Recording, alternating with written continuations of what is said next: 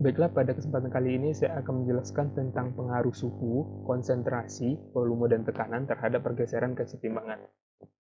Pada materi kali ini kita akan mengacu pada prinsip Le Chatelier, yaitu ketika sistem diberikan aksi, maka sistem akan menghasilkan reaksi untuk mengurangi pengaruh aksi yang diberikan. Yang pertama yaitu pengaruh perubahan suhu terhadap kesetimbangan. Di sini terdapat reaksi 2NO2 menghasilkan N2O4 dengan delta H minus 58 kJ per mol. Nah, di sini kita dapat mengetahui ketika suhu diturunkan, maka kesetimbangan akan bergeser ke arah eksoterom, yaitu N2O4. Nah, pada reaksi selanjutnya itu N2O4 menghasilkan 2NO2 dengan delta H plus 58 kJ per mol. Nah, di sini kita bisa mengetahui ketika suhu dinaikkan, maka kesetimbangan akan bergeser ke arah endoterom, yaitu 2NO2.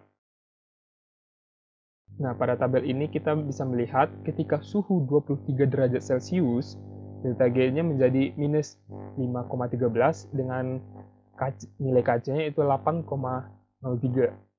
Nah, ketika suhu dinaikkan menjadi 70 derajat Celcius, delta G-nya menjadi 3,14 dengan nilai KC 0,334. Selanjutnya, ketika suhu dinaikkan menjadi 100 derajat Celcius, delta G-nya menjadi 8,41 dengan nilai KC-nya 0,0665. Nah, kesetimbangan bergeser artinya perubahan kecenderungan arah reaksi kesetimbangan. Contoh soal untuk pengaruh perubahan suhu ini yaitu pada proses pembuatan gamping atau kalsium oksida, batuan kapur yaitu CaCO3 dipanaskan dalam ruangan tertutup dengan suhu 200 derajat Celcius sehingga terjadi kesetimbangan.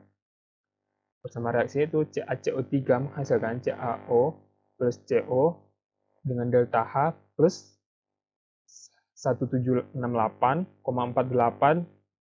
mol. Nah, jika suhu pemanasan dinaikkan menjadi 500 derajat Celcius, apa yang terjadi dengan A, jumlah CaCO3, B, jumlah CaO, dan C, jumlah CO2. Nah, di sini kita bisa melihat, pertama itu suhu awalnya itu 200 derajat Celcius, dan suhu akhirnya 500 derajat Celcius. Berarti, suhunya itu dinaikkan. Nah, kita bisa melihat CaCO3 ini adalah reaktan. CaO itu adalah produk dan CO itu juga produk. Perubahan suhu dapat mempengaruhi kesetimbangan, tergantung perubahan entalpi atau delta H-nya. Jika delta H positif, dia merupakan endoterom. Jika delta H minus, merupakan eksoterom. Ketika suhu dinaikkan, maka ia akan bergeser ke arah endoterom atau ke arah produk. Dan ketika suhu diturunkan, maka ia akan bergeser ke arah eksoterom. Jadi, jumlah CaO itu akan naik. Jumlah CaO dan CO2 itu akan naik. Sedangkan CaCO3 itu akan berkurang. Selanjutnya itu pengaruh perubahan konsentrasi terhadap kesetimbangan. Ketika konsentrasi suatu spesies dinaikkan, maka kesetimbangan akan bergeser menjauhi spesies tersebut. Ketika konsentrasi suatu spesies diturunkan, maka kesetimbangan akan menggeser mendekati spesies tersebut. Di sini kita bisa mengetahui perubahan konsentrasi tidak mengubah nilai Kc atau konstanta kesetimbangan. Di sini dapat persamaan reaksi Fe3+ ditambah Sc- menjadi FeSCN2+. Nah, ketika reaktannya itu Fe3+ dan Sc- ditambahkan konsentrasinya, maka kesetimbangan akan bergeser ke arah produk, yaitu FeCN2+. Nah, ketika produk FeCN2+ ditambahkan konsentrasinya, maka kesetimbangan akan bergeser ke arah reaktan, yaitu Fe3+ dan Sc-. Selanjutnya, ketika reaktan Fe dan Cn- dikurangi konsentrasinya, maka kesetimbangan akan bergeser ke arah reaktan, yaitu E3+ dan Sc-. Nah, selanjutnya ketika produk FeSCN2+ dikurangi konsentrasinya, maka kesetimbangan akan bergeser ke produk FeSCN2+. Nah, di sini kita dapat melihat contoh soal dari cuka merupakan salah satu jenis asam yang mengalami kesetimbangan ion di dalam larutannya. Terdapat persamaan reaksi CH3COOH menjadi CH3COO- ditambah H+. Apa yang terjadi dengan kesetimbangan ketika A. Konsentrasinya CH3COOH dinaikkan, B. Ketika ditambahkan larutan asam klorida encer ke dalam larutan. Nah, di sini kita bisa melihat penambahan CH3COOH akan bergeser kesetimbangan ke kanan. Nah, jadi konsentrasi CH3COOH dan H+ akan naik, dan konsentrasi H+ akan turun.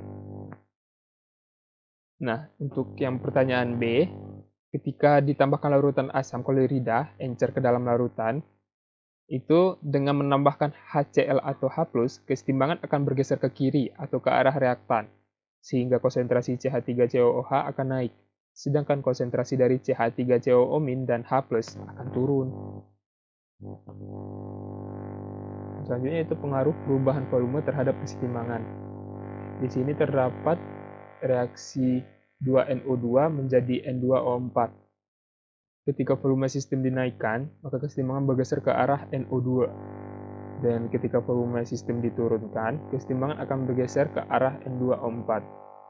Jadi, dari persamaan di atas, kita dapat menyimpulkan ketika volume diperbesar, kesetimbangan bergeser ke arah jumlah koefisien gas yang lebih kecil.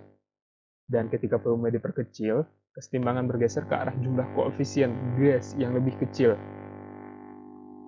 Nah, di sini kita bisa melihat contoh soalnya, yaitu ketika karbon monoksida merupakan gas berbahaya yang dapat menyebabkan keracunan. Namun gas ini sangat tidak stabil dan dapat mudah bereaksi dengan oksigen dan membentuk kesetimbangan pada ruangan tertutup bersama dengan karbon dioksida. Bersama terdapat reaksinya yaitu 2CO ditambah O2 menghasilkan 2CO2. Jika volume ruangan diperkecil, apa yang akan terjadi dengan arah pergeseran kesetimbangan, konsentrasi reaktan, dan konsentrasi produk? Nah, kita bisa mengacu pada pernyataan tadi, yaitu ketika volume diperkecil, maka kesetimbangan akan bergeser menuju ke arah jumlah molekul yang lebih kecil. Nah, bisa kita lihat dari soal koefisiennya yang di sebelah kiri berjumlah 3.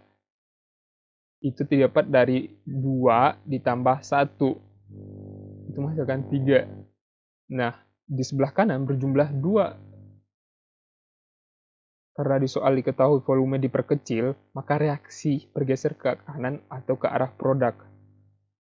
Nah, jadi dapat kita jawab arah pergeseran kesetimbangannya itu reaksi bergeser ke arah produk atau ke kanan, ke arah 2CO2.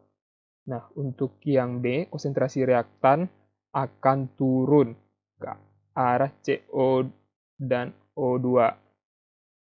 Nah, konsentrasi produk, yang C, konsentrasi produk akan naik ke CO2. Selanjutnya itu pengaruh perubahan tekanan terhadap kesetimbangan. Terdapat reaksi 2NO2 menghasilkan N2O4. Ketika tekanan dinaikkan, maka kesetimbangan akan bergeser ke arah N2O4.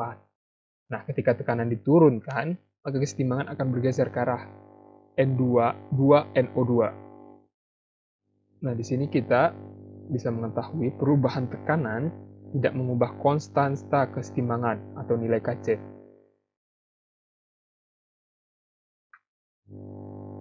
Untuk contoh soal, pada proses Haber-Bosch, senyawa amonia dibuat dari gas hidrogen dan nitrogen pada suhu 400 derajat Celcius dan tekanan 20 MPa. Dengan persamaan reaksi, NH2 ditambah 3H2 menghasilkan 2NH3. Jika pada suhu tetap kemudian tekanan dinaikkan hingga 30 MPa, apakah yang terjadi dengan A. Konsentrasi NH3, B. Konsentrasi N2, dan C. Konsentrasi H2? Nah, di sini kita mengetahui suhu awalnya 400. Nah, kemudian suhunya tetap. Jadi, suhu tidak mempengaruhi pada soal ini. Nah, selanjutnya yaitu tekanan awalnya itu 20 MPa dan tekanan akhirnya itu 30 MPa. Jadi, tekanannya dinaikkan. Untuk perubahan konsentrasi, kita harus ngecek kemana reaksi bergeser.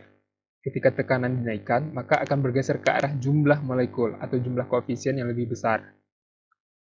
Dari soal, kita bisa mengetahui koefisien yang di sebelah kiri itu berjumlah 4. Didapat dari 1NH2 ditambah 3H2 menjadi 4. Nah, koefisien di sebelah kanan itu berjumlah 2 dari 2NH3. Nah, bisa kita jawab soalnya itu konsentrasi NH3 akan meningkat atau naik. Sedangkan konsentrasi N2 akan menurun atau berkurang. Nah, untuk konsentrasi H2 akan menurun dan berkurang juga. Nah, sekian materi dari saya. Terima kasih.